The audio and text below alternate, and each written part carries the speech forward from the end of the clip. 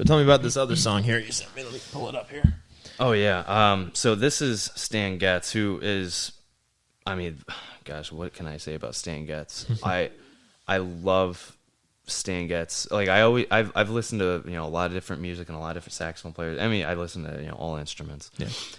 And I always will veer off. Like I go through a big John Coltrane binge, and then I go through Eddie Lockjaw. I mean, I go through guys, like when I go through like guys, I'll listen to just them for a while. Yeah, right. And you listen to all their work, see how they change and adapt over the years. How they change, listen to the records all the way through, and really just take it in, And I always come back to this record. Yeah. I've listened to this record over 200 times probably. I can sing every single note on this record. I've listened to it so many times. I mean, it just holds a special place in my heart. The Stan Getz sound is just John Coltrane is quoted saying everybody could sound like Stan Getz if they what was the quote? Now I'm messing it up. Everybody wishes that they could sound like Stan Getz, is what it was. Like, I mean, and that's John Coltrane saying. Yeah, right.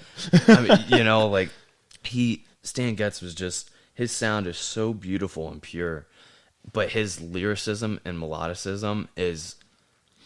You kind of have to have that vocal melody. Yeah. Writing ability, I guess, really. Yeah, and just the way he improvises, though, like kind of like what I was saying earlier about Charlie Parker, like, these are all, one take, just like play it in the studio. And this is what came out that day. And it's like, if he had done it the day before, the day after, or an hour later, it could have been different. Completely different. It could have been way better. It could have been way worse. But we got this, and I'm so thankful for this record. It's got Herb Ellis on guitar. He's doing a lot of the same, like that same Kansas City, keeping it moving. Yeah, he's doing a lot of that. You got Oscar Peterson on piano. Then you got Ray Brown on bass, upright bass. And for the longest time, this album swings so hard. For the longest time, I never realized that there wasn't a drummer. Oh, those uprights can just slap. Well, it's a mix of the upright and then also the guitar, just keeping time like that, because the way Ray Brown plays is so in a good way, aggressive. Like he really pushes the beat, but you have playing ahead. Yeah, exactly. Yeah. He drives it, man. But with Herb Ellis just go, you'll hear it. It just swings so hard. And for the longest time, I had no idea there was drums. Yeah. And I was sitting in school one day, and it hit me. I was like, weren't there drums on this record? Yeah. And I listened to it, and I was like, there's not drums on this record. I know, when you actually sit down, and I always tell, for those of you listening out there, listen to these podcasts with headphones on if you can, and really absorb the music. Mm-hmm. Because the way that we as musicians listen to music is messed up. Oh, totally. Because we analyze all of it. Yep. And normal people. What is normal? We'll just, listen. But really, if you dive in and you pay attention, what's the piano player doing? Mm-hmm. Take a couple bars and listen just what the piano player's doing. Yeah, man. Then take a couple bars, listen to what the upright player's doing. You'll hear that slap then, and then it becomes so crisp. And listen to what the guitar player's doing. Hear that uptick, yep. And that drive of the song that allows the saxophone to just push through. Yeah, it's that active listening versus passive listening. Mm-hmm. Like especially if you're wanting to really take music seriously and take your playing to the next level. Active listening where you're not doing anything, like you're sitting down and you're really on a record player or like headphones. Always sounds better on vinyl, man.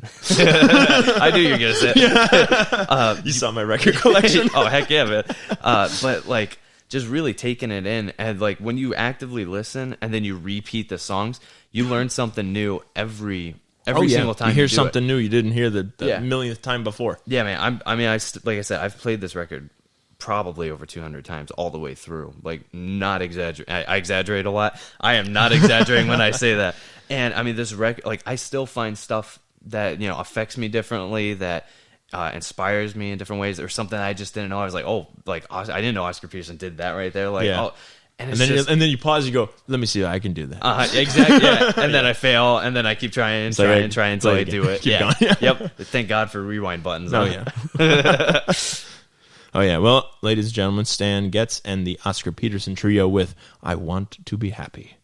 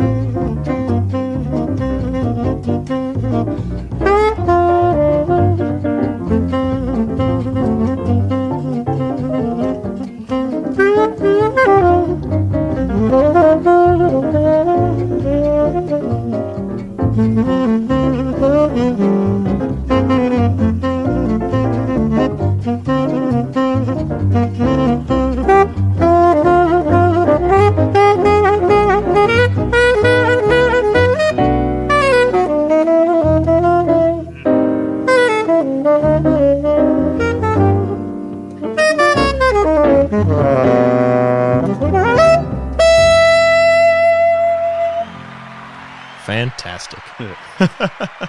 I dig it, man. Yeah, and man. what we were just talking about while the song was playing is, you know, he does that swell up. He rides to those notes, and he knows exactly where he's got to hit, and he has the confidence of knowing he's going to hit that note. And he doesn't sail past it, and he doesn't come up short. Yeah, I mean, he just he knows exactly where to place what notes, when, and for how long. I mean, when it comes to Stan Getz, man, I listen to him every time, and I'm just so amazed that somebody can be that lyrical. And the thing with Stan Getz, I'm reading a biography on Stan Getz, just because I love him and his playing that much. I mean, like, all these records during this time period, I mean, he was on heroin, man, and he was unfortunately had problems with alcohol. Yeah, that's and terrible. I mean, just the idea that somebody could play like that and have, you know, As messed up as he was, yeah. I mean, I can't play, you know, I have to be straight when I play. I can't, you know, I start getting a little sloppy, and I don't like, you know, when I play. I mean, and I've never done heroin, you know, don't do heroin. But, like, Just don't do heroin. disclaimer, you know. None of us Not agree. endorsing. We all agree. Do not do not heroin. You don't need to do heroin to be a good musician. But, though it is an interesting question, how much drugs play into... Oh, yeah. Like, Lee Von Helm of the band. Yep. He got messed up with heroin, but he's sang But the still hell sing. out of Night That Drove Old Dixie Down. Yeah. Ginger Baker started doing heroin at 16 years old. And Stan was about then, yeah. Yeah, 16. and learned all the jazz stuff, all the African rhythms and stuff. Yeah, I mean, it's such an interesting conversation to have, because it's like, especially, like, for example, this recording, or this entire record, right? I mean, I say that he was probably on heroin. I just say that because Stan Getz himself, he says, you know, in various interviews, he's like, you know, when I was going through that heroin kick of like 10 years, or, you know, that period of 10 years, and even when he was an alcoholic, he was like, I think he was an alcoholic for 45 years. Wow. He was like, the recordings that I've done in concert, he's like, I don't remember them. Like, Yeah. that's how wigged out he was. And so, I mean, I can't say that he was absolutely on this, but, you know, if he was, the idea that he could play like that, but like, and it's like, if you took away the, like, let's say, for example, he was on heroin, right? Yeah. Or alcohol, whatever. If you take that away from him in that moment, you know, make him sober or whatever. Yeah.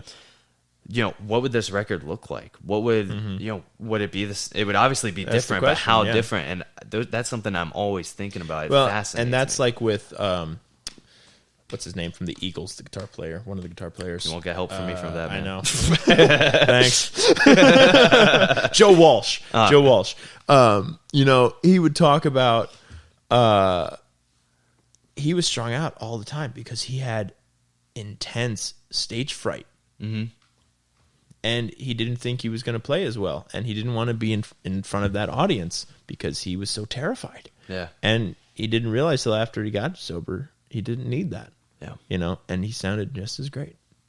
Yeah. So it's unfortunate that a lot of these people, and a lot of them didn't make it, you know, as long as they could have. Yeah. I mean, Stan Getz lived, I think he was in his 60s when he died. I want to say like 63. Which even that's young. That is young, You know, that especially messed for him up. jazz. Yeah. But I mean, so many guys, you know, like Clifford Brown, for example, one of the most beautiful trumpet players like on the face, you know, that's ever existed. You know, never touched alcohol, never, you know, did heroin or anything like that. And I mean, he died extremely. I want to say he died. Confused him with somebody else now. He either died at 19 or like 23 or something. I mean, like in a car. I think it was a car crash, if I'm not mistaken.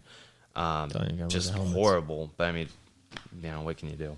Yeah, right. And that's why you make the music you can. Yep. Right on. Oh yeah. So what is of what you're playing now in the? How do you describe Deb the Dynamics?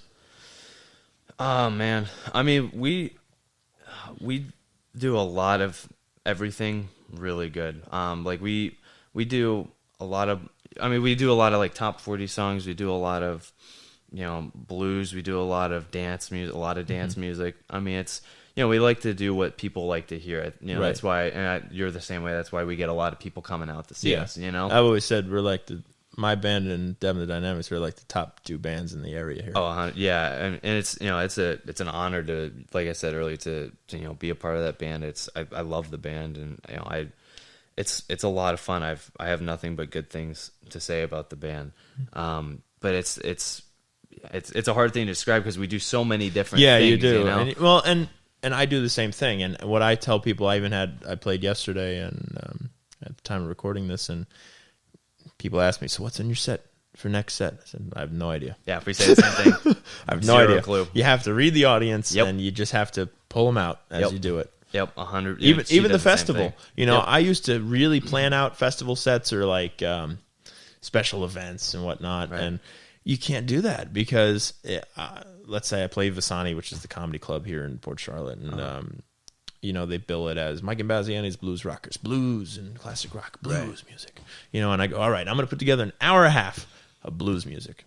And I tried this 2 years ago when I played there. And I get halfway through my set and somebody yells out, Black Betty!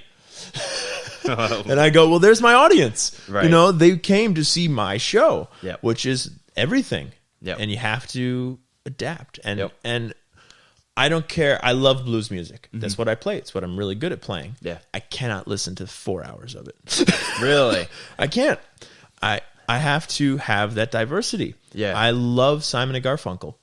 Yeah. Their harmonies, their songwriting, and Paul Simon's guitar playing is tremendous. And their cool little recording quirks they do. I love Nora Jones, the piano, that jazz, and her country stuff, and the fact that she's the daughter of Ravi Shankar, the sitar player. Right. What? Or the Beatles. I just did, folks, you're listening to episode 30 here. Go back and listen to episode 29, and you see I did the Inspirational Artist series. That episode was about the Beatles. And everything, how they went from that pop bubblegum music to experimenting so much and basically not going out on tour anymore and just recording record after record after record and essentially coming up with the concept album of one song going right into the next. Yeah. And it's genius. And then you listen to that grit and that hardcore blues tone of Muddy Waters, you know, Little Walter, Howlin' Wolf, and that feel and passion in that blues music. And you listen to Howlin' Wolf's version of Backdoor Man, or you listen to Jim Morrison, the Doors version of Jim Morrison of Backdoor Man, and how that goes from that hardcore blues song to now that classic rock song. Right. And so I have to listen to all of that and gain inspiration from all of that. And I even, when I play Hoochie Coochie Man by Muddy Waters, I do a solo, and the song is just very bump, ba bum, ba bum, ba da da da. I mean, you know, that's the epitome of blues music. That 1-4-5, not even 1-4-5, just rock, staying on the one the entire time. Yeah.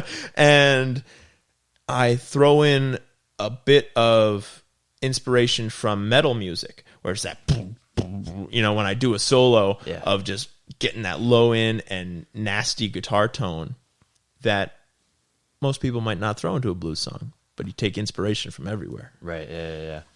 So, I'm sure you probably do that with the pop songs you're playing. Yeah, man, I mean, it's like I you know, the songs that we play in the band, I definitely take, you know, since I love jazz, I've gotten a lot better in, you know, trying to work that in tastefully. You know, some days are better than others, but you know, it's all, music is just a work in progress, man. But yeah, I mean, it's just good to play music, you know. I mean, we're so blessed to be able to, you know, especially be in Florida. And thank God we're in Florida. I know. That's all I have to say. Thank God we're in Florida. I feel so bad for you know, my musician friends that, you know, don't live in Florida basically, and they, you know, because the livelihoods have been completely stripped from them for almost a year. And even if restaurants reopen in some of these states, music's a luxury. In these places. We learned that the hard way. We were the first ones that were 86th. You know, when all this stuff and then it turns into why hire a band when you hire a solo act? Because we can only have 25% capacity anyway. Yep. Yeah. So it's a lot of bands broke up. A lot of bands turned into solos and duos, which, in my opinion, is not fair to the band. And it's tough. I mean, I talk about it. You guys were playing 6-7 nights a week all the time. You know, I normally went from 4 to 5 a week, and I lost 82 gigs in 2020. So I forget, somebody at the beginning, you know, or not at the beginning, but like after a couple of months, maybe it was like at the end of the year. Somebody in the band calculated how much money we actually lost, and I was just like, from gigs, and I was just like, I don't want to hear that. I don't want to hear it. I don't want to hear that, man. Yeah. And not that it's all about the money, but no, but kind of is. It helps, It helps, and with like food, yeah, shelter, yeah, the hierarchy, Maslow's hierarchy of needs, yeah, right, shelter. But yeah, it's sad, man. I mean, I don't know. I don't want to talk about that because it's like, yeah, right. Well, but again, and that's why I am so grateful we're in Florida. Because we came back in May, really. Yeah, yeah. That was when we started. I mean, we had like a couple Zoom. Oh, you did that? We did a Zoom gig, man. It was trippy. It was cool though. Trying to get the internet and all that right. Yeah. People were like we're zooming from like New Zealand and Canada and Europe. That's funny. It was cool, man. We were on Deb's back patio. We had like wires run everywhere. I'll show you the picture. Yeah, it's super cool, man. And it was a blast. And then we just packing up wasn't hard. We just actually left it there until next morning. Yeah, right. Yeah, I did a couple Facebook live streams. I saw those. Yeah. Had a couple friends come over, and just hang out. Yeah, man, it's fun. Yeah, it was good. I started a podcast. Started a coffee company. Yeah. Well, and that's the thing is like you got to diversify. Because I always used to joke about, well, the world ends. People are happy they drink. People are sad they drink. They go out. They need music because music is the great equalizer. Music brings everybody together one way or another. Unless it really is that universal like polka language. Music, or Gregorian chant. Yeah, right. It really does bring people. I never, that was like kind of an ongoing joke I had with one of my friends in college, where we were going to school to be musicians or whatever, and we would always be. What are we doing? We're wasting our lives. People are being doctors and, saving this and doing this, saving the world or whatever. Yeah. Here we are, we're just, he was a guitar player, plinking along on his guitar, and I'm tooting along on my saxophone. Yeah. But like, it really, being in Deb's band and meeting the people I have, I had no idea the impact that music has on people. I had zero idea. And then people are coming up all the time. Thank you for doing what you do. Like, this gets me through my week. I look forward to this. I'm like, I had no idea. I have folks who I'm sure you get that too. Oh yeah, I have folks who, if I have 4 gigs, let's say a weekend, I have some folks who will come out to, if not all 4, 2 or 3 that weekend. Yeah, and they just love it. Yep. And to me, like, people say, well, why do you do it? You love the music, you just love the money. No, I do it. Those things are nice. Again, shelter and food, but it is getting that reaction from people. I would rather play to a group of 20 people who are super into it than a group of 200 people who could care less. Yep, 100%. Yeah, could not agree more. And like, I also feel the same way about teaching. Like teaching, man. Like I mean, like once again, Maslow. The money can be nice, pay for gas and food for the week or whatever. But I mean, like, I love teaching so much because you see those light bulbs start going off. Like, I see that in my students, and I'm like, that right there is why I teach. Well, because what it took for you to get through that as well. Yeah, I know the struggle it's that hard to explain stuff how you play. Yep. And then when you finally get it through and they understand it, it's like, yes, finally, you're on the same page. Yeah, yeah. It's such a rewarding, thing to teach in general, but teach music, because like so many people, and I'm sure people do this with you all the time. People come up and be like, I used to play this instrument or this or that, and my biggest regret in life is putting it down and not keep playing it. Exactly. I hear that every single week, and I mean, I hear 2 things as well. I either hear, "Man, I love you so much. I love your guitar playing. You're making me want to buy a guitar," or I hear, "I love your guitar playing so much. I hate you so much. I want to burn my guitar." Both very good compliments. Oh yeah, I know, right? Right on. But it's funny. But yeah, music is a powerful thing. I've played at the Golisano Children's Hospital.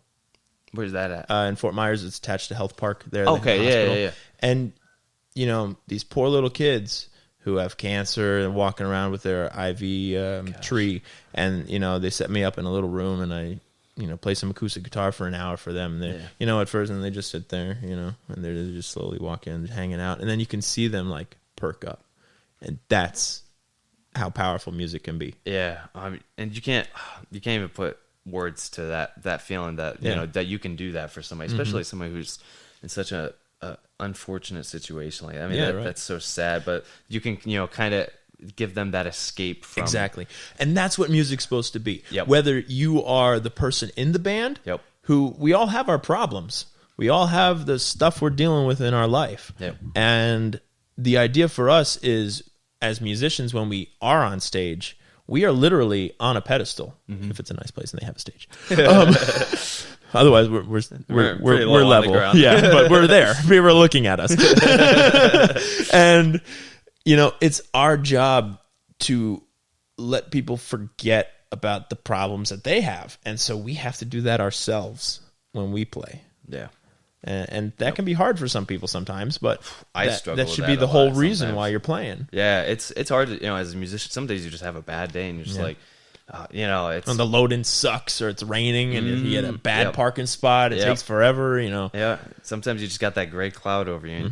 But it's that's something that I'm working on, is just trying to get past that and, making it... Because the music isn't for me. Right, yeah. Well, the music should always be fun. It should be fun, and you can't have fun if you got that cloud, hanging over your head. But you're doing it for those people, the people who are coming to see you. They deserve, to escape whatever problems they're going through. If the fact that we're so blessed to be talented the way we are, to give that to that to them and give that escape and that kind of solace for them. I mean, that's a God-given blessing, man. Oh yeah, definitely. That's awesome. Well, and that, going back to the COVID nonsense, that is why it's so nice we're in Florida, because people need this right now. Oh, more than ever. Yeah. More than ever. They need that connection, because they've been forced to wear masks and, shut down and don't talk to anybody, don't see anybody. And then it just proves, and this is not political, this is an opinion, and I'm stating this, playing to those 4,000 people 2 weeks ago, at the time of recording this, everybody needed that.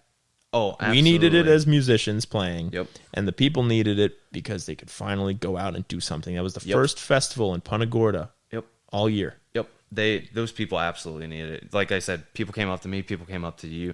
They needed it. People are social. We're social, We're social beings. You have to connect with people. You have to connect. Yeah, You connect through music. Yeah, exactly. We weren't made to live, in isolation. We were meant to mingle and talk. I mean, that's, to live in a Tigers box. do that, and they maul people to death. Don't be a tiger. Yeah, but it's so important, man. I mean, if there's anything, one of the many things to take away from the COVID virus, it's that we have to be social with each other and respectful, and all that kind of stuff that goes into it. But when you take that away, that social aspect from just being in a society, what do we have? You really don't have much. Yeah. It's really sad when you take that away. Well, and that's what makes music important, because it has to bring everybody together. Absolutely. Yes. Preach it, sister.